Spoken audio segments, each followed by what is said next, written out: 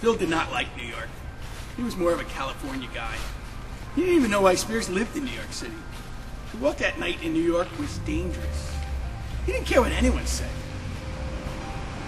While it was true that after Giuliani there was a perception that it was okay to walk around in New York City, it wasn't. Phil knew that when he crossed Fifth Avenue it would get worse. The West Side was scarier than the East Side at that time of night, and it was dirty. There were little black spots all over the sidewalk on that side of the island. Old gum and remnants of other sugary treats. They were raining off and on.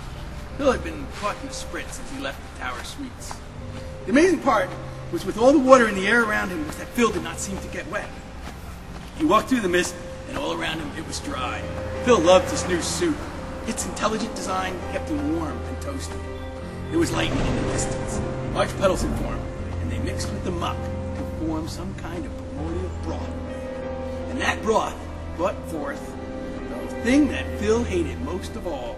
Even more than he hated Bill Spears, Phil hated rats. And New York had plenty of them. And the kind of weather they were having brought them out in droves. Phil skeeved rats. He was watching the most bizarre phenomenon. The rats were frolicking and splashing about in the puddles like they were on holiday. They were hopping over each other like they were an acrobatic troupe. They were running under cars, running out from under cars. They were having a party. As Phil approached this carnival of ratdom, they suddenly exploded in mass escape, running in every direction. One ran across Phil's shoe. It was zapped instantly with electricity and fell stunned on the ground. All of its hair had been singed off, and it lay dead and bald, lying on the soupy ground.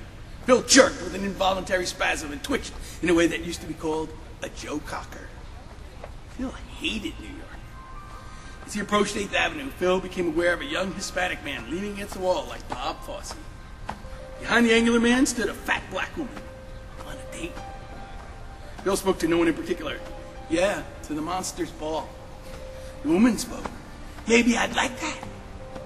Phil replied, no, you wouldn't.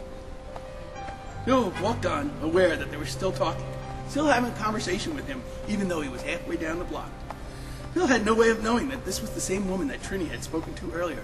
As a matter of fact, Phil had never met Trini. All that was about to change.